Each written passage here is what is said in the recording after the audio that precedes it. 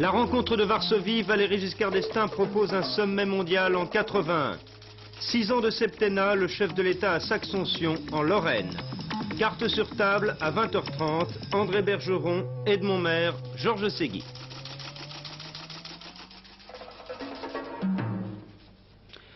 Mesdames, Messieurs, bonsoir. À l'Est, Léonid Brejnev, à l'Ouest, Valéry Giscard d'Estaing. Les deux blocs ont dialogué ce matin et lors du déjeuner pendant 5 heures environ, en terrain non pas neutre, mais équidistant de Paris et de Moscou, Varsovie. Un entretien qui ne fut pas tête à tête, mais sous l'œil du parrain en quelque sorte de la rencontre, Édouard Guirec, le numéro 1 polonais. Les conversations soviétiques se sont achevées vers les 4 heures de l'après-midi et le président français a déjà eu le temps de gagner le petit village de Saxonsion où il doit, vous le savez, fêter le 6e anniversaire de son accession à l'Élysée.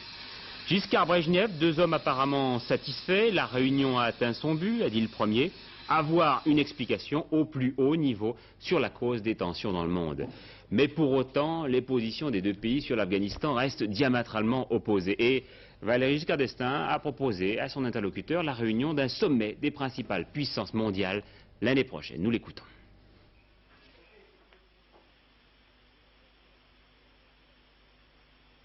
Les entretiens que j'ai eus à Varsovie avec M. Brejnev, à l'initiative de M. Guirec, ont atteint leur but.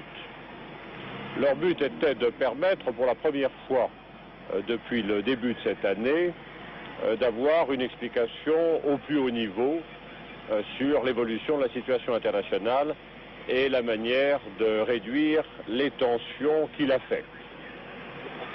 Ces conversations ont fait apparaître sur certains sujets des points de vue éloignés, notamment en ce qui concerne l'Afghanistan. Nous nous sommes exprimés de part et d'autre avec la plus grande netteté.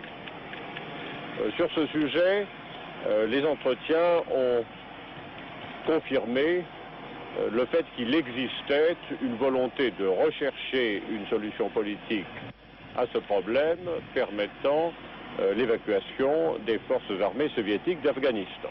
Je dis que c'est seulement une indication. Et les mois à venir nous permettront de porter un jugement sur cette indication. En ce qui concerne la manière d'examiner les causes de la tension internationale, j'ai indiqué à M. Brejnev ma préférence pour un sommet des principaux responsables. Le calendrier des échéances politiques de 1980 ne rend pas possible la tenue d'un tel sommet avant l'année prochaine. Ce serait à mes yeux un sommet des principaux responsables. Et si l'on veut qu'il puisse se tenir dans des conditions permettant effectivement d'analyser d'abord, d'éliminer ensuite les principales causes de tension dans le monde, il faut que d'ici là, rien et aucune initiative ne vienne accroître les tensions existantes. S'il fallait absolument trouver un mot pour résumer ce sommet, je crois qu'on pourrait le comparer à une sorte d'iceberg, à savoir qu'il y a une partie visible et qui est constituée par les propos du chef de l'État français à son départ de Varsovie, et une partie cachée dont l'importance est encore difficile à appréhender. Alors, pour la partie visible, le président de la République française est venu dire au numéro 1 soviétique que la situation était très grave, que l'invasion de l'Afghanistan était tout à fait inacceptable, que les troupes soviétiques devaient se retirer absolument de ce pays, que les Occidentaux étaient déterminés à endiguer toute nouvelle action de leur part, et que la France, si une solution n'était pas trouvée très rapidement, la France, partenaire privilégié de Moscou, se rangerait résolument dans le camp des partisans de la fermeté. Voilà schématiquement les propos tenus par le président de la République française au numéro 1 soviétique, M. Léonid Brejnev. Cependant, il apparaît que sur l'essentiel, à savoir le problème de fond, le problème de l'Afghanistan, les positions de Paris et de Moscou soient toujours aussi éloignées. Alors, maintenant, pour la partie cachée de l'iceberg, elle est constituée, bien sûr, par les réponses du numéro 1 soviétique et peut-être de nouvelles propositions qu'on connaîtra dans quelques jours de la part du Kremlin. Le gouvernement français, bien que sur le problème de l'Afghanistan, les positions soient encore tout à fait éloignées, le gouvernement français a pris un risque considérable en se rendant dans le contexte actuel en Varsovie. En effet, Valéry Giscard d'Estaing s'est pratiquement désolidarisé du clan occidentale. Alors, la France, en ce moment, n'est-elle pas en train de rentrer, malgré elle, involontairement dans le jeu des soviétiques, en effet, en répondant favorablement à leur offensive diplomatique, en répondant à ce sommet, on aide Moscou à sortir de son isolement diplomatique. Cependant, il serait tout à fait étonnant que le chef de l'État ait accepté de faire le premier pas, le premier geste, sans contrepartie, que l'on connaîtra encore une fois dans quelques jours, à moins que ce sommet soit tout simplement un sommet de dupes, car, encore une fois, on s'est parlé franchement, mais on ne s'est pas compris. Voilà, au-delà de ce premier commentaire du chef du service diplomatique d'Antenne 2, que faut-il penser de ce sommet et des résultats qui viennent donc de nous parvenir? Eh bien, c'est ce que nous allons essayer d'analyser pendant le premier quart d'heure de journal avec nos correspondants dans le monde entier, avec les principaux partis politiques français et même peut-être avec le président de la République lui-même qui vient d'arriver, vous le voyez, dans le petit village de Saxon-Sion où il doit dîner ce soir. Et Bernard Pradino nous appellera à tout moment si le chef de l'État parle des résultats de ce sommet de Varsovie. C'est très improbable, mais on ne sait jamais.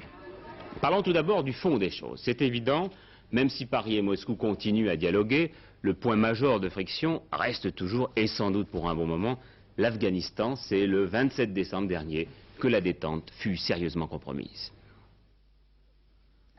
Une situation bloquée, voilà le trait caractéristique de l'Afghanistan 5 mois après l'intervention soviétique. D'un côté, les moudjahidines, les combattants de la foi, chaque jour plus nombreux dans les montagnes du pays. Il y en aurait actuellement entre 200 et 300 000. Leur principal problème, l'armement. Ils n'ont rien ou presque pour se battre contre l'envahisseur. Donnez-nous des armes, disent-ils, et nous ferons des miracles. Leur atout, c'est la foi inébranlable qui a transformé leur combat en une véritable guerre sainte contre les impies. Face à eux, l'armée rouge avec ses 100 000 hommes, un matériel ultra sophistiqué, des groupes d'intervention rapide avec leurs bombes, leurs roquettes, leurs napalms ou même les gaz toxiques. Le problème des soviétiques, en raison des coups de main des résistants afghans, ils ne réussissent à contrôler que les grandes villes et les axes les plus importants. Le reste, c'est l'affaire des moudjahidines. Un problème qui devient chaque jour plus aigu. Selon les experts du Pentagone, en effet, l'armée rouge devrait engager sur le terrain 300 ou 400 000 soldats pour espérer contrôler le pays.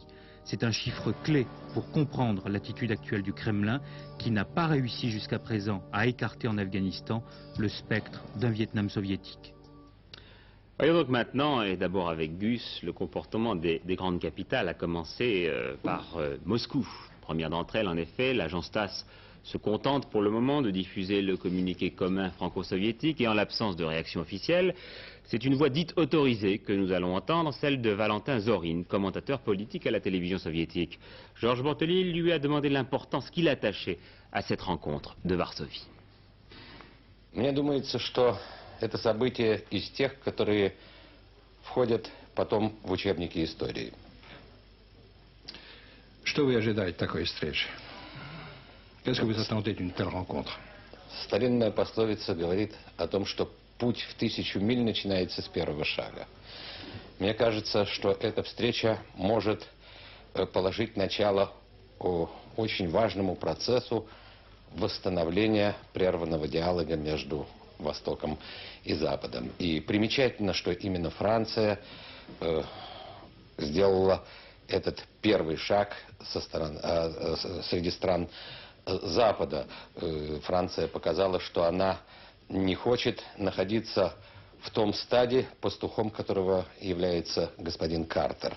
Кстати говоря, о стаде я не могу не вспомнить одну притчу замечательного чехословацкого писателя Карла Чапака, которая говорит так: пришел волк к овцам и сказал: уважаемые овцы, я предлагаю вам сосуществование на экономической основе. Я не буду жрать вашу траву, а вы взамен будете отдавать свое мясо. Вот мне кажется, что Франция в традициях своей политики, в традициях политики, заложенной генералом де Голлем, отстаивает свою собственную позицию в политике и делает это и в интересах Франции, и в интересах дела мира во всем мире. Vous le voyez, on ne ménage pas ses effets en URSS. Alors côté américain, pas de réaction officielle non plus, ni de la Maison-Blanche, ni du département d'État.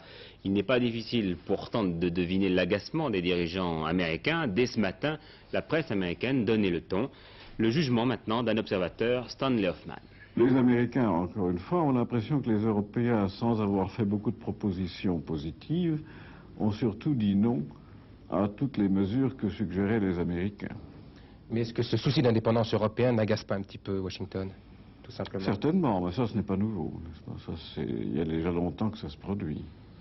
Mais là, pour une fois, c'est dans une affaire qui est quand même assez grave, puisqu'elle engage l'avenir des rapports avec l'Union soviétique. Alors quelle serait l'initiative la plus valable pour changer un petit peu les choses à l'heure actuelle dans l'affaire de l'Afghanistan? Je crois que si les Européens pouvaient, entre eux, commencer par se mettre d'accord sur une politique à long terme à l'égard de l'Union soviétique, et j'insiste sur la politique à long terme, parce que c'est de cela qu'il s'agit, et s'ils pouvaient ensuite la proposer aux États-Unis, justement parce qu'à l'heure actuelle, il est difficile pour les Américains, pour toutes sortes de raisons, de prendre eux-mêmes des initiatives, et si les Européens pouvaient obtenir une sorte d'aval américain pour ensuite aller discuter avec les Russes sur un mélange de mesures diplomatiques, de résistance militaire, de négociations à long terme sur le contrôle des armements, ça aurait un sens. Mais ce que je constate, si vous voulez, c'est une certaine paralysie du côté américain, d'une part, et de l'autre côté, en Europe, ce qu'on pourrait presque appeler une espèce de course aux faveurs de Moscou, à savoir qui est-ce qui ira à Moscou le premier pour revenir avec de bonnes paroles. Ça me paraît tout à fait lamentable.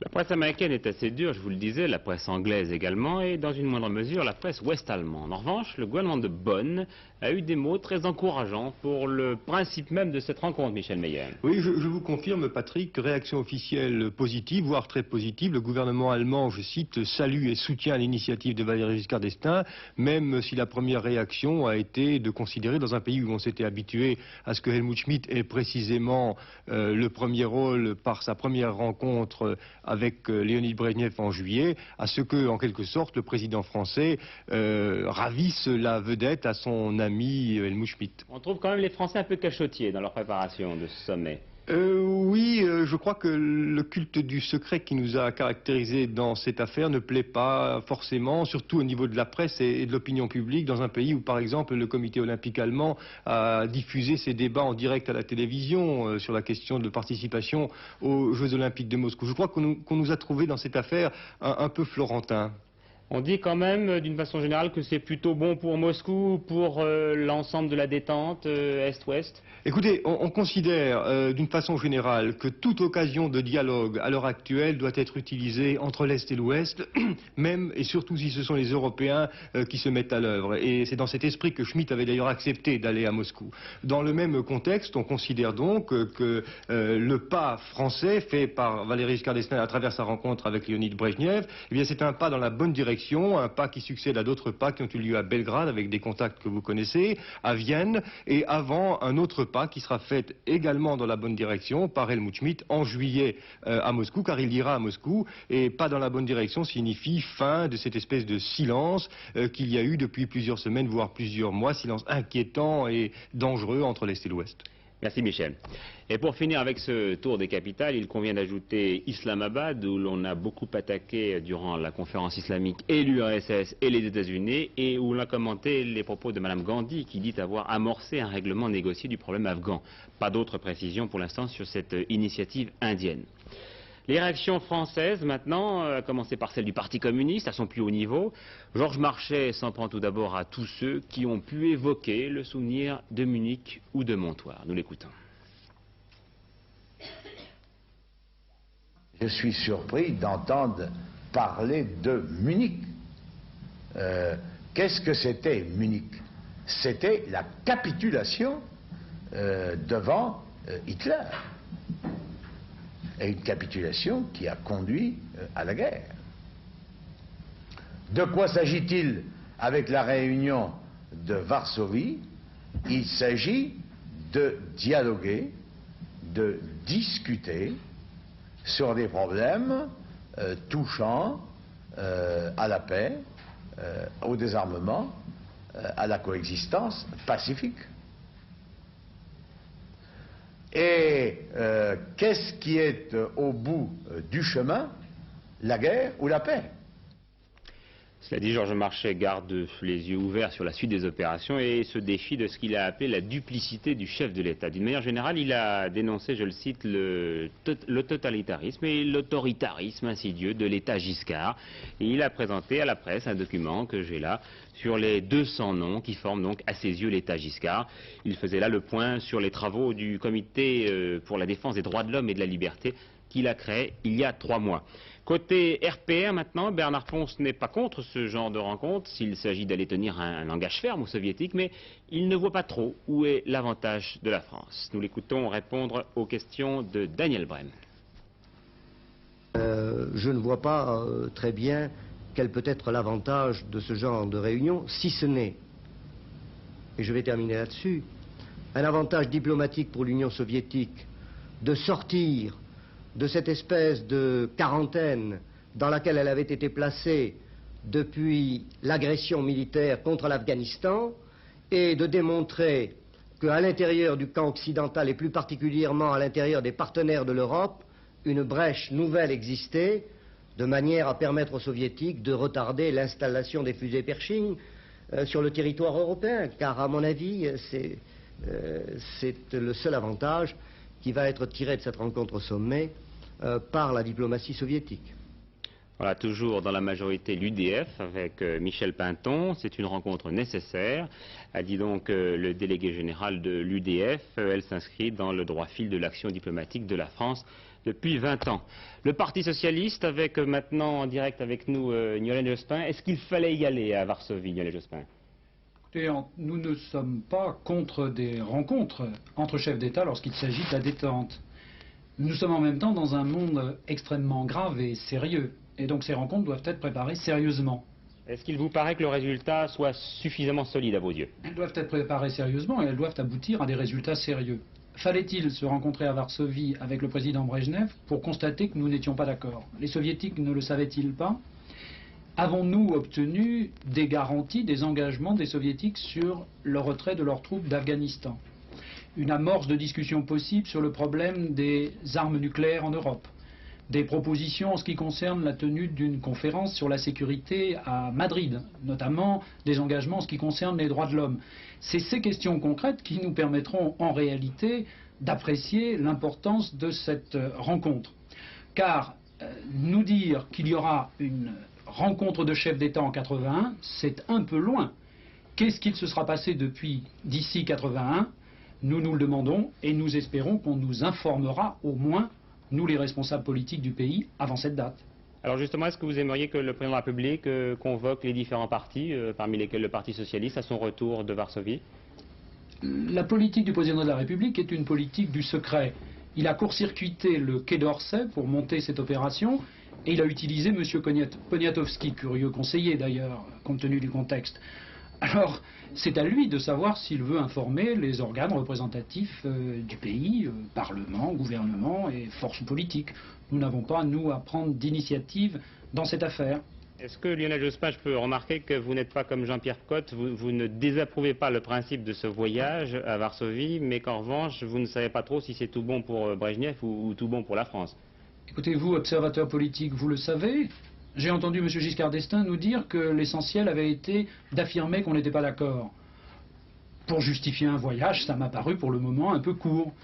Alors nous sommes sérieux, vous en tant qu'observateur politique, nous en tant que responsables politiques, et pour juger de cette affaire spectaculaire qui crée un certain trouble, nous attendons qu'on nous démontre qu'il y a des résultats concrets, et nous dirons ça peut être positif, ou qu'il n'y a pas de résultats, et nous porterons jugement plus sévère.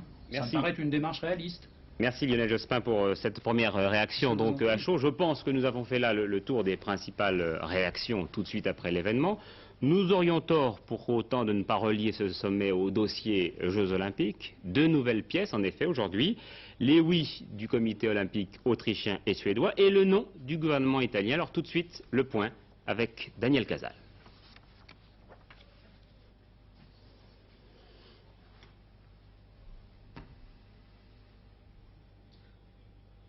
Daniel Casal, donc il nous fait le point sur la participation des différents... On compte actuellement 146 comités olympiques nationaux.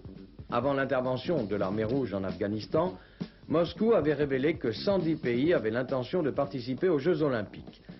Actuellement, 46 pays ont fait savoir qu'ils iraient à Moscou, 44 ont décidé de boycotter les Jeux et 20 ne se sont pas encore prononcés. Europe, 21 pays participeront aux Jeux. Parmi eux, la France, la Grande-Bretagne, l'Union soviétique bien sûr, et les pays de l'Est, sauf l'Albanie. 6 pays n'iront pas à Moscou. Parmi eux, l'Albanie donc, mais surtout l'Italie et l'Allemagne de l'Ouest. Parmi les indécis, les Pays-Bas, dont on attend la réponse dans les heures qui suivent, et l'Espagne, qui se prononcera en fin de semaine. Afrique, on retrouve le clivage politique. Les pays socialistes Éthiopie, Algérie, Libye, Tanzanie et Zimbabwe iront à Moscou. En revanche, l'Égypte, le Kenya et 8 autres pays africains boycotteront les Jeux. Les autres comités olympiques d'Afrique, et principalement ceux des pays francophones, n'ont pas encore pris leur décision. Amérique, 10 pays parmi lesquels le Brésil et Cuba iront à Moscou. Mais 12 pays ne feront pas le voyage. En tête du boycott, les États-Unis bien sûr, et le Canada. Parmi les indécis, les Antilles, la plupart des pays d'Amérique latine et principalement la Jamaïque dont le sprinter Quarry avait remporté la médaille d'or du 100 mètres à Montréal. Asie, 9 pays dont l'Afghanistan se rendront à Moscou. 14 pays boycotteront les Jeux. Pour la Chine populaire, c'était le premier grand rendez-vous avec les Jeux olympiques, un rendez-vous manqué. Parmi les indécis, le Japon pourrait suivre les États-Unis et s'abstenir. Australasie, les athlètes néo-zélandais seront du voyage. Les Fidji et la Papouasie-Nouvelle-Guinée n'iront pas à Moscou. L'Australie, avec ses nageurs et ses athlètes, ne s'est pas encore prononcée. 2 remarques. Certaines fédérations de pays participants ont décidé de boycotter les Jeux. C'est le cas notamment des fédérations de tir et de sport équestre de France, de Grande-Bretagne, de Suisse et du Portugal. Enfin, reste à certains pays, dont la France, à confirmer par écrit leur accord verbal. Clôture des inscriptions samedi 24 mai à minuit. Nous ferons donc nous-mêmes le point dimanche. Avant de passer à l'actualité sociale, 2 mots encore sur la politique intérieure pour vous dire que le secrétaire général du Parti socialiste-démocrate, Éric Hintermann, confirme sa candidature au présidentiel. Et pour vous dire aussi que Laurent Ningesser, député RPR, demande au Conseil des ministres la dissolution du Conseil général du Val-de-Marne. Les communistes de ce département, de leur côté, multiplient les motions de soutien au président du Conseil général. Nous rejoignons maintenant, comme promis, donc Bernard Pradino, qui se trouve en Lorraine, à Saxonsion, en compagnie du président de la République, et qui, comme les 19 mai, tous les 19 mai, est venu fêter l'anniversaire de son accession à l'Élysée. Ce soir, c'est le 6e de ses dîners en province. Bernard Pradino. Il y a sans doute beaucoup d'emphase, pour ne pas dire d'exaltation, dans ce point de vue du maire de Sion, qui estime que cette visite du président est l'événement du siècle. Mais il est vrai que ce repas d'anniversaire, ce soir, prend soudain un nouvel intérêt après le sommet de Varsovie pour les 170 invités du président, 160 si l'on ne compte pas les enfants. Les habitants de ces 2 petits villages de Lorraine, perchés au sommet d'une colline chantée par l'écrivain Maurice Barrès, sont impatients de partager leur repas avec le chef de l'État. Mais ils espèrent entrer, d'une certaine façon, dans les secrets de la haute stratégie politique. J'ai bavardé avec quelques-uns d'entre eux. Ils ont l'intention de poser des questions au président sur le sommet de Varsovie, de comprendre les efforts de la diplomatie, de savoir si la France, demain, ne va pas être isolée. Pour l'instant, tout est prêt à Sion. Monsieur et Madame Giscard d'Estaing sont arrivés, le traiteur venu spécialement de Nancy est au fourneau, les enfants chargés de remettre les cadeaux ont bien dit le compliment, la police garde strictement les routes qui conduisent au village. C'est un repas de famille ce soir, il n'y aura pas de pique-assiette. Gros dossier social donc maintenant. En fin d'après-midi, la CGT, la CFDT et la FEN se sont réunis dans les locaux de la CGT pour tirer les enseignements de la journée du 13 mai. Cette réunion vient de se terminer. Principale décision, 3 heures d'arrêt de travail et de rassemblement devant les préfectures et les caisses de sécurité sociale vendredi prochain pour faire pression sur le gouvernement avant le conseil d'administration des caisses qui doit se réunir pour approuver le projet de convention. Dans un peu plus d'un quart d'heure, la CGT et la CFDT auront l'occasion de développer leur position dans Carte sur table. Ils seront rejoints par Force ouvrière. Jean-Pierre Elkabbach et Alain Duhamel recevront en effet Edmond Maire, André Bergeron et Georges Segui, qui, vous le voyez, sont déjà là sur le plateau. Une émission exceptionnelle qui devrait faire le point sur la situation sociale en France, avec évidemment, dès le début de l'émission, je pense, un retour sur les problèmes de la sécurité sociale, le jour même de la publication du projet de convention médecins sécurité sociale. Une publication qui suscite de nombreuses réactions dans les milieux médicaux. Un dossier explosif que vous allez maintenant décortiquer, Martina Ognot. Brièvement, voilà l'objet de tant de litiges, 7 chapitres, 44 articles, tout compte, mais 3 notions clés se dégagent selon la Caisse nationale d'assurance maladie. Premier point important de cette convention, ce que je résumerai sous le terme contrôle de la qualité des soins et qu'elle décrit comme la recherche concertée d'une qualité des soins améliorée. En un mot, un comité paritaire entre les médecins, les caisses, permettra de diffuser les progrès thérapeutiques et d'améliorer les meilleurs soins, de donner les meilleurs soins aux médecins pour qu'ils sachent ce qui est bien, donner une réflexion accrue sur leurs activités, la possibilité de comparer entre eux leurs activités et, de façon générale, obtenir une autodiscipline renforcée. Et puis une procédure rénovée de sanctions en cas d'abus répétés. Alors, ce qui inquiète beaucoup, c'est les différents secteurs. Vous Alors, nous expliquer ça tout il y a de suite. d'abord un partage des responsabilités économiques. On ne parle plus d'enveloppe globale, le mot faisait peur, on l'a supprimé, mais il y aura fixation d'objectifs de dépenses selon les ressources. Je vous passe les modalités, mais tout de même le principe entre ressources et dépenses reste désormais fixé économiquement. Alors, pour l'assurance sociale, qu'est-ce qui va se passer? Alors, au troisième point, la création d'un double secteur d'honoraires. C'est ça. Ouais. Alors, pour l'assurance sociale, les médecins pourront choisir leurs honoraires, ou ils auront des honoraires fixés, ou ils choisiront les honoraires libres, et dans ce cas, n'auront plus d'avantages ni fiscaux ni sociaux. Dans les deux cas, les assurés seront remboursés de la même façon, mais ils n'auront pas déboursé la même somme. Je vais essayer de vous expliquer. Si on paie, par exemple, 45 francs, on est remboursé actuellement aux alentours de 32 francs. Si le médecin choisit de vous faire payer 60 francs, vous serez remboursé également 32 francs. Égalité de remboursement, mais pas égalité de somme déversée. Alors, cette convention n'est pas signée pour le moment. Elle va l'être sans doute la semaine prochaine avec le seul syndicat minoritaire représentatif, la Fédération des médecins de France. L'autre syndicat est très inquiet. Il lit attentivement le texte qu'il a, comme tout le monde, reçu ce matin, mais il fait d'énormes réserves, comme en font eux-mêmes les assurés sociaux et les grandes centrales syndicales. Ça, donc, on le saura davantage avec la réaction de la CGT, de la CFDT et de Force ouvrière, je vous le dis tout de suite après ce journal. Un nouvel emprunt en France pour compenser le déficit du budget de l'État. Le Trésor émettra en effet au mois de juin un emprunt de 8 milliards de francs, taux d'intérêt 13,25%. C'est le plus fort taux jamais payé pour un emprunt d'État. Durée 10 ans. Et puis les chiffres de la balance commerciale française, au mois d'avril, le commerce extérieur a enregistré un déficit de 2 milliards de francs en données corrigées. L'actualité à l'étranger maintenant, outre Varsovie. Demain, les Québécois se rendront aux urnes pour le référendum. Ils devront dire si oui ou non leur gouvernement provincial, c'est-à-dire celui de René Lévesque, peut engager des négociations avec le gouvernement fédéral d'Ottawa, celui de Pierre Elliott Trudeau, pour établir un nouveau statut du Québec. À travers la lutte politique, c'est aussi la lutte de deux hommes. Un reportage de Maurice Werther et Jean Lebert.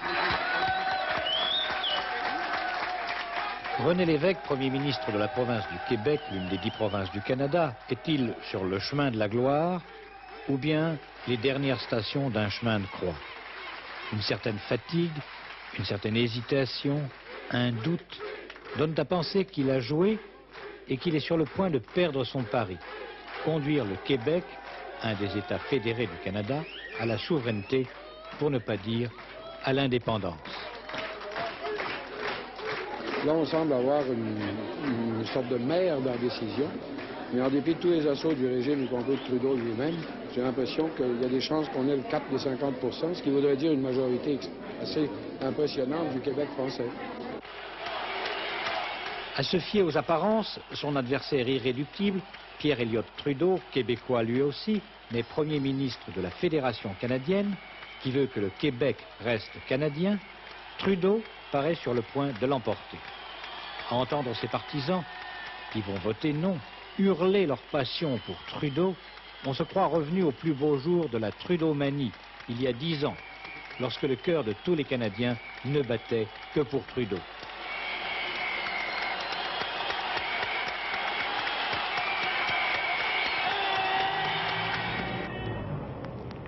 Quand on est québécois, pourquoi est-on pour le oui, en gros pour l'indépendance, ou pour le non, pour que le Québec reste partie intégrante du Canada.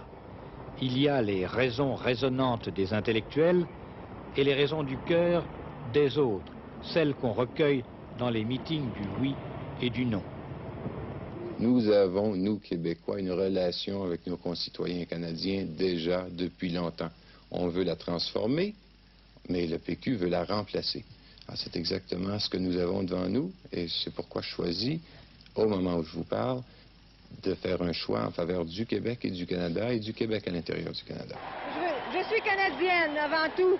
Je vais garder mon pays uni. Pourquoi votez-vous non? Je vote non parce que le Québec est trop petit pour moi.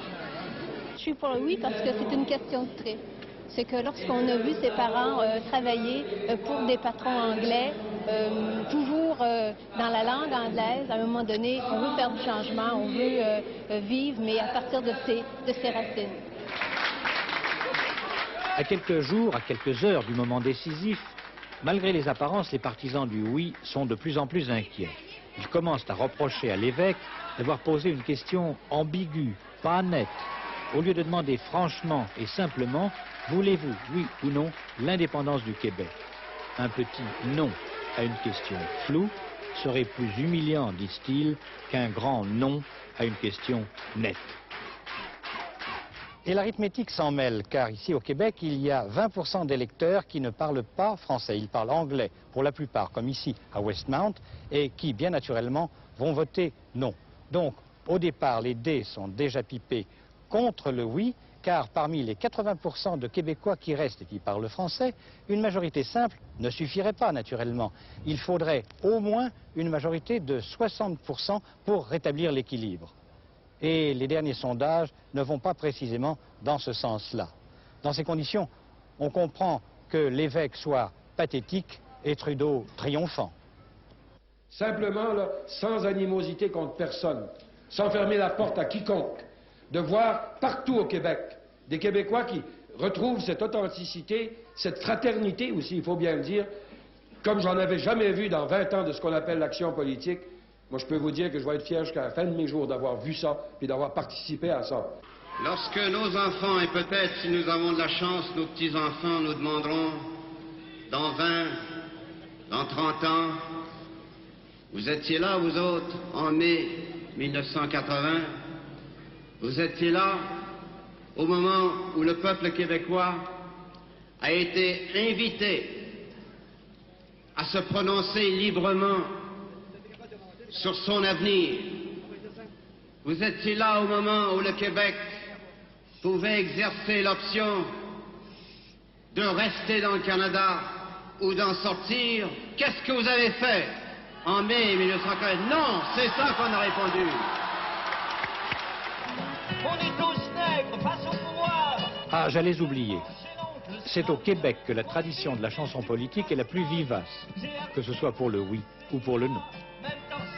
Même résultat, ils assassinent, ils emprisonnent au nom des droits de la... Amérique du Nord toujours, à Miami, aux États-Unis, de violentes émeutes raciales ont fait 18 morts et plus de 200 blessés durant les dernières 48 heures. Un climat de haine qui n'est pas sans rappeler celui des années 60. À l'origine des violences, cette fois l'acquittement par le tribunal de Tampa de 4 policiers blancs accusés d'avoir battu à mort un noir qui avait grillé un feu rouge. Le photographe et poète Isis est décédé à l'âge de 69 ans, originaire de Lituanie. Il était arrivé à Paris dans les années 30 avec pour tout bagage un appareil photographique. Son dernier livre, publié il y a 3 ans, Paris des poètes. Il était aussi très connu pour ses cartes postales. Et puis en sport, le Britannique Daley Thompson, 22 ans, a battu le record du monde du décathlon hier en Autriche. Thompson, 1m85, 83 kg, a réalisé, vous le voyez déjà, 10 secondes 55 centièmes au 100 mètres. Ensuite, vous allez le voir sauter en longueur, 7,72 m. La hauteur maintenant, avec un bond de 2,11 m. Et la perche, vous allez le voir, avec 4,90 m.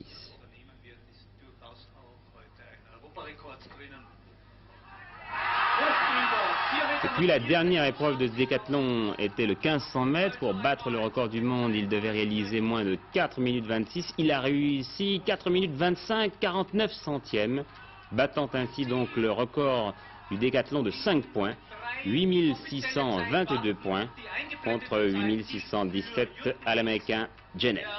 C'est certainement l'une des disciplines les plus complètes et les plus magnifiques du sport olympique. La météo, maintenant, les températures étaient assez élevées aujourd'hui, vous le voyez sur le bassin parisien et sur le nord, relativement faibles dans le reste du pays. Demain, eh bien, le temps restera nuageux des Alpes à la Corse, avec quelques risques d'orage. Ailleurs, il fera beau, malgré quelques brouillards matinaux sur le sud-ouest et quelques ondées sur le massif central dans l'après-midi. Je rappelle nos rendez-vous dans quelques minutes, carte sur table avec la CGT, la CFDT et Force ouvrière. Vers 23h30, Pierre Alain pour les dernières nouvelles. Et puis, demain, notre édition de 12h45 avec comme principal invité Monseigneur Etchegaray. Voilà, ce journal est terminé. Bonsoir, à demain.